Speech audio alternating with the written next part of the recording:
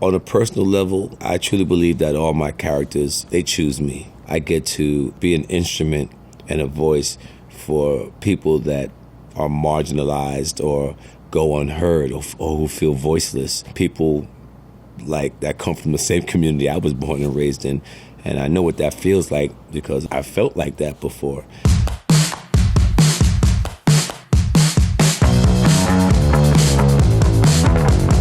Omar Devon Little came to me by way of an audition. There was a time prior to that I had just started out as a budding actor, getting little bit parts throughout New York City, and the process had slowed up for me in regards to booking work, and I had to earn a living, so I opted out of Hollywood. I thought that my career had, run its course. In this process, I get to do two things. I get to be this conduit for information and for an experience, and I take that with a badge of honor. The other thing that I get to do is I get to heal. I get to have these characters show me parts of myself that I can fix or make better or get rid of or just to take a look at. And particularly with Omar, he was fearless, he was outspoken. You don't need to open this door, man, for a huff and puff. Come on now, by the hands of your chinny chin chin. Omar, you best roll out. We up in here with the Mac 10. He suffered not even a little bit from social acceptability. He didn't care what anyone thought about him except the ones he loved. And he had a huge moral compass, and he wasn't afraid to express it. I was the complete polar opposite. I was frightened a lot of times growing up. I had a very low self-esteem and a huge need to be accepted. The only thing that I knew that I shared with Omar was his sensitivity and his ability to love and his ability to love deep. I knew that I had that in me. Hey, look, let me tell y'all something, all right? What I do, straight like that. So ain't no sense y'all even troubling yourselves over that, because, man, the way I feel right now today... In a lot of ways, that character became like my Superman suit. I would put Omar on, man. I just felt like invincible, like I can do anything. I don't think I've ever had a relationship with a character like that in my career the way I did with Omar. When the show ended and it was time to put the cape away, that didn't bode well with me. I had to find out what it's like to release a character, to say goodbye to a job. When I booked Chalky White, I had lost my way a little bit personally, and I was overseas in Africa. I just, at one point, didn't think that it was healthy for me to stay out there and work because I was just getting tripped up a little too much. And I asked for a sign, and that sign came to me by way of Chalky White. So I still didn't believe it. I was like, this is too good to be true. I told my agent, and she was like, well, if you don't put their name in the hat, you won't even have a chance at winning this lottery. And I was like, okay. And I sent it in, and Marty cast me. You are, I assume, Mr. White. May I say it is both an honor and a privilege to be making your acquaintance. Fuck are you, short pants? My relationship with Chalky was different. I'd only had Omar and characters that told the urban experience or the experience of what I knew growing up as a black man in Brooklyn. Chalky White took me outside of that comfort zone. I had to go deeper in my exploration of the black experience in America. And I didn't have anyone that was alive or walked the earth in those times that I could go to converse with. I remember hearing Denzel Washington in an interview say that he uses his ancestors to get in touch with his characters, and I thought that was brilliant.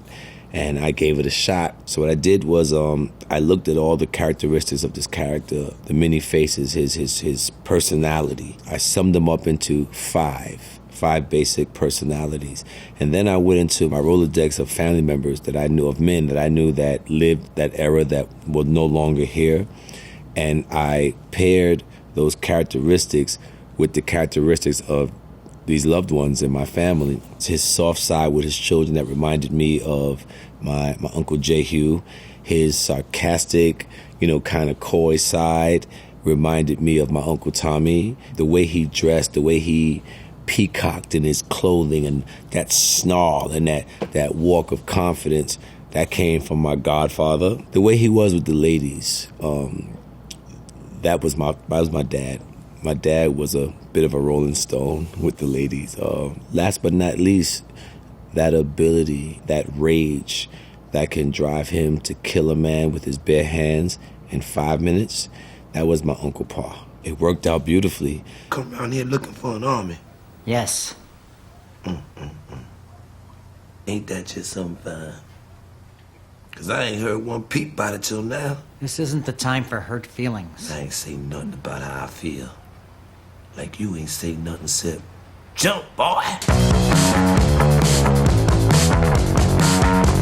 Jack Gee was a huge accomplishment for me in my career. One, because it enabled me for the opportunity I had wanted for a lifetime to work with my good friend and little sister, Dana, but the rest of the world knows her as Queen Latifah. I've known Dana since she was 17 years old. We've always been friends and considered family. I knew that I always wanted to work with her on some capacity. I mean, I would have carried this chick's bags if she would have hired me.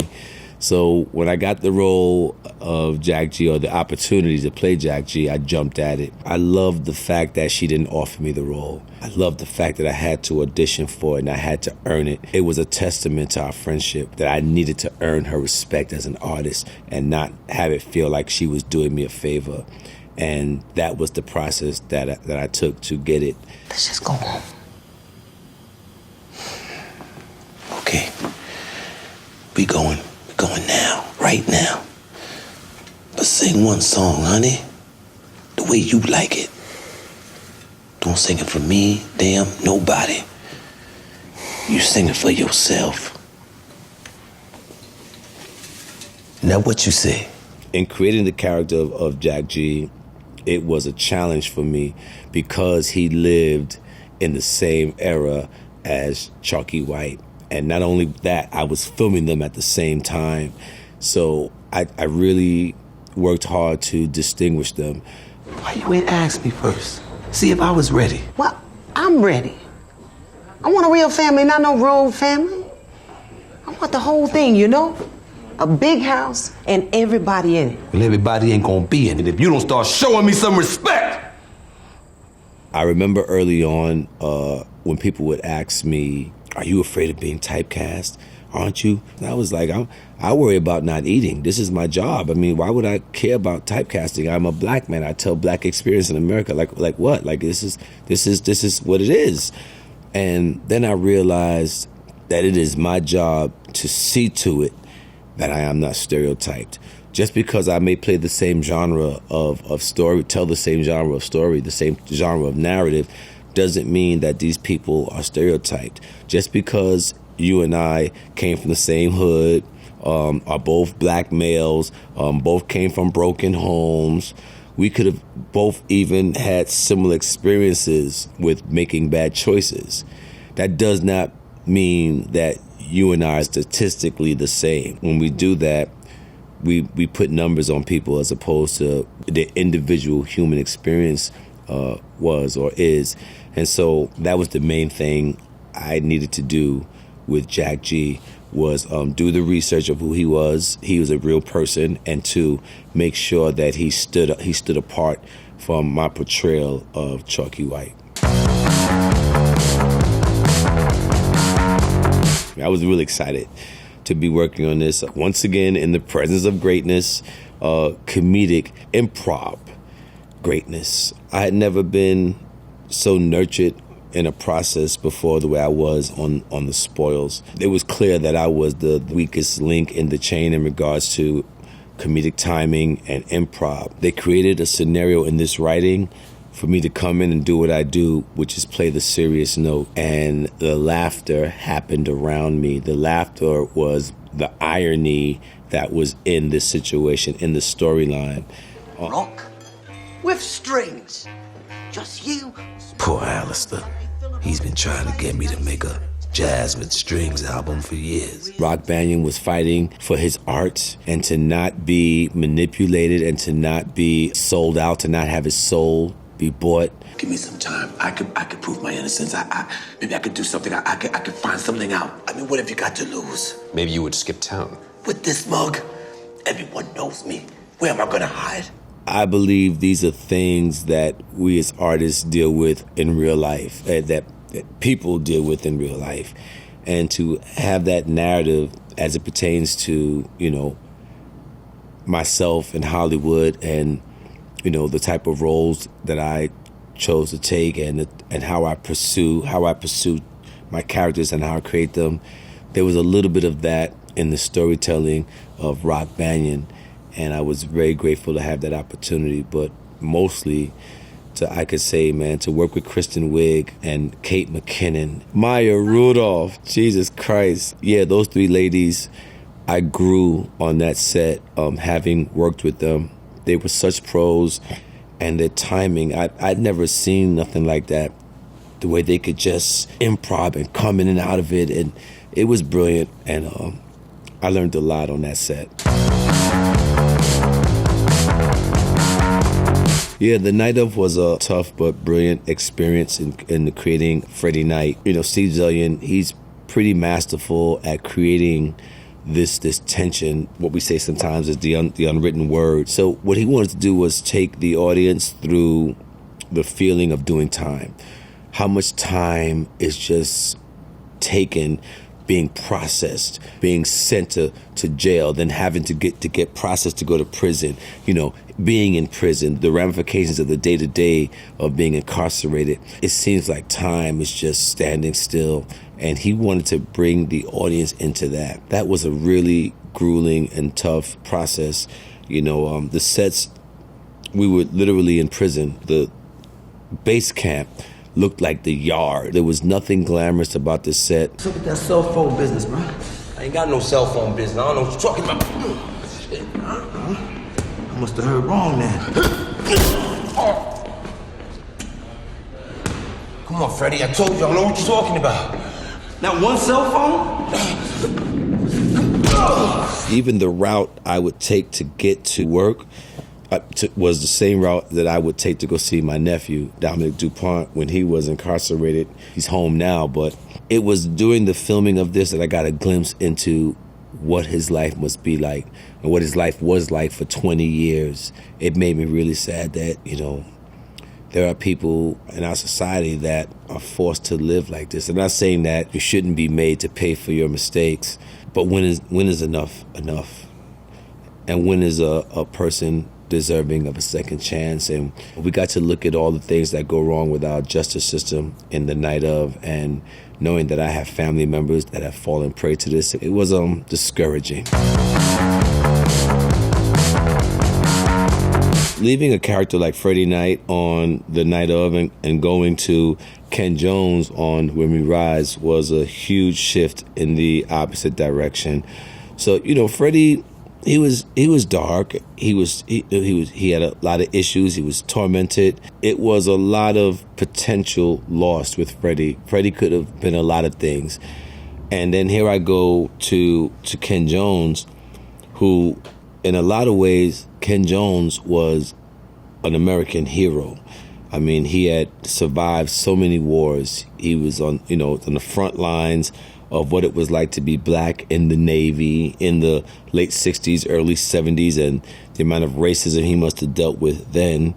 Also having to hide the fact that he was secretly in love with another white soldier, and the trauma of having this man, the love of his life, meet his demise because of him, something he had done. So by the time he leaves the Navy, he has all this trauma. He survived so much, only to be put back on the front line of gay rights and to survive the plague that we now know to be HIV/AIDS. There's been so much bad done in the name of God. I can assure you, this is not that God.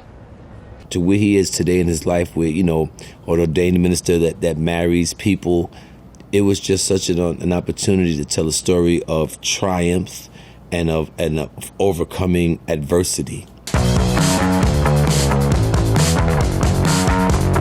Yeah, Happen Leonard was a bit of a first for me. It was the first time that I'd been asked to gotten the opportunity to lead a show. And with that came some perks. I had a say-so in part to do in the decision-making of who gets to be my Hap.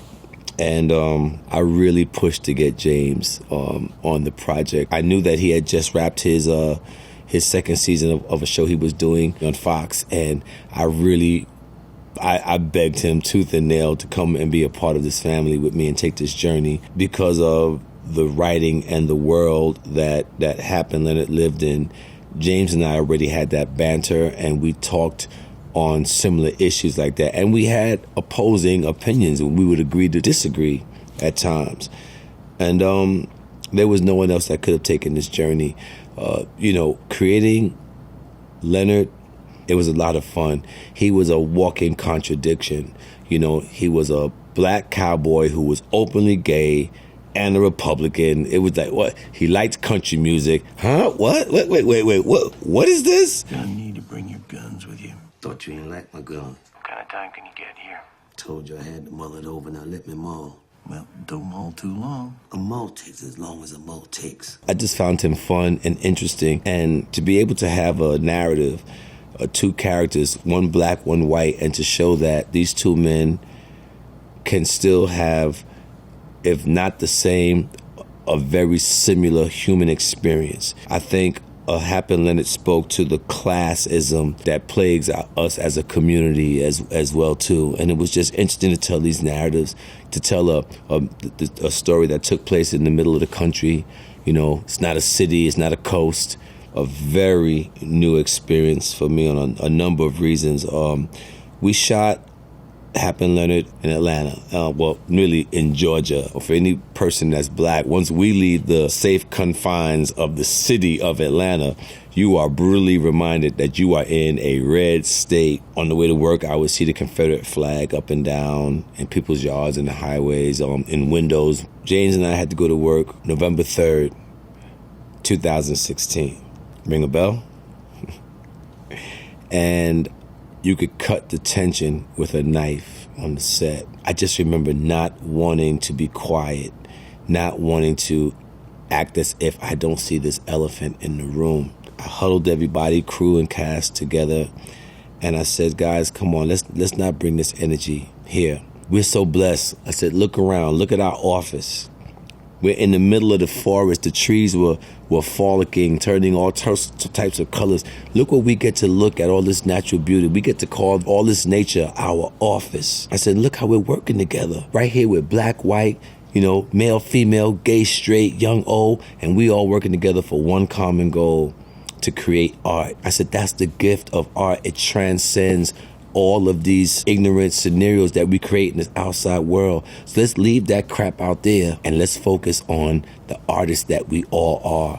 And let's create this narrative that can hopefully change that crap out there, not become part of that shit. And that was the first time that I had the opportunity to do something like that. When They See Us was a huge, had to have it in my career. One, because I'm from Brooklyn, New York, and I remember when that was happening. And two, I could have easily been swept up in that number. Because for obvious reasons, I was a black man living in New York City. And two, because I was at risk. Unlike the 5 men, I was really out there. So I jumped at the opportunity to tell their story. You left. You left, huh? Well, how you get mud on your pants, bro? I was running. From who? The police. Wait, you trying to tell me all y'all was running from the police? Come on, Charles, we talked about this, man. Bro, you know better than that. I taught you better than that, bro. In creating Bobby McCray, I knew that he had made some bad choices. I know he loved his family, but I also know that he made a very bad choice. He got going when the going got tough. That's fact. That is law, and that cannot be changed. However, I had the opportunity to speak with Mrs. McCray. We spoke for 2 hours. I know now that she was on her sickbed. She died shortly thereafter of pancreatic cancer, so Mrs. McCray never got to see When They See Us. However, she gave us 2 hours of her time and her energy to explain what it was like back then for her and her relationship to her husband. And in all this time, she never once referred to him anything else except either her husband or the father of her child. She never once spoke about any sort of disappointment or anger towards him. Only empathy and love and understanding. In fact, one time I had to put the phone down because I didn't want to hear me sniffling. She says, I really believe that we were so happy as a family that we didn't make space for God. And so he had to take my family it was one of the most painful things I heard anyone say, and it broke my heart. After I finished talking to her, I realized that I had to go deeper to find Bobby McCrae, that I owed it to her to not just depict him as he was on paper. Although that was true, there had to be a reason why. I had to go look for the reason why. Are you not listening to me?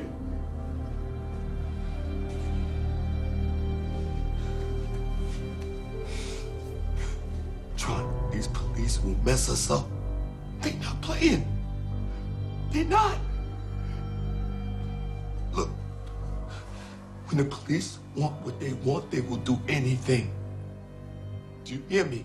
And for me, it related to this proverb, and it says, if a man cannot protect and provide for his family, then what is left of a man? When I related that to Bobby McCrae, it made me realize how much they used his words and his past with the justice system. They weaponized that and they used it against him. When he realized that he had made choices out of fear and ignorance that almost could have killed his son or that took his son away from him, I think the shame and the guilt of that reality made him believe that his family was better off without him. And when I hit that note on the piano key, that was one of the most painful, the most jagged pills I had to swallow as being a father myself, what that must feel like. With the response that I've gotten from people, particularly on the streets of New York City, particularly the young people. I was riding my bike the other day and I had a group of young brothers, and they walked by and then they walked back and then they walked by again, and one kid, he's Bobby McCrae? And I was like, whoa! I mean, just straight, so that let me know that they were watching. That also lets me know that they're asking the question, how did this happen? And once that question gets asked, the possibilities are endless. So I know that this narrative of When They See Us has definitely changed the culture, afforded the movement for equality and for justice reform. It has definitely put a huge spotlight on all the hard, dedicated work that the Innocent Project puts into stories like this. For real, though, not in Hollywood.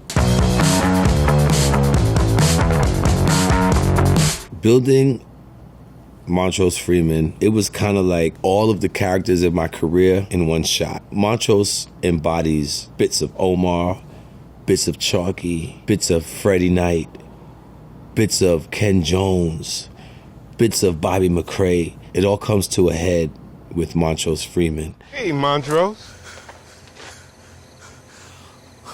What the hell y'all doing here? We're here to save you. I'll save my damn self. This character really stretched me. I almost thought I was going to snap at times telling these stories.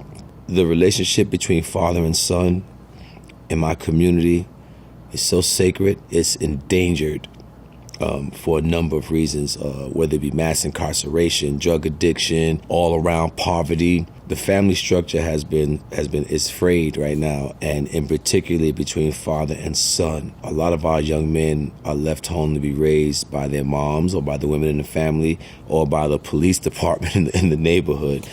And to be able to show a father-son relationship as it relates to black men in my community, on top of all the social ills that has been placed on us, it was a huge opportunity to show the complexities of what it means to be black and male in America. That is what Montrose Freeman brought to me. He came with all of these things to the table that I had to unpack and dissect. And in that, was my generational trauma and a real big mirror for me to look at and see myself, what is broken and wrong with me in regards to the way I respond to things. It was all there. You don't need to talk to him like that. Talk to my son however the hell I want to. There was no plan B. I was so lost as a young man growing up. When the arts found me, I was pretty lost. If the arts had not found me at that crucial time in my life, I don't think I'd be here. The way art saved my life, for me, the only way for me to say thank you is by making sure I pass the torch, is by making sure that the foundation that I am standing on is strong enough to support the next person that will stand on these two shoulders. And that's what this is about for me.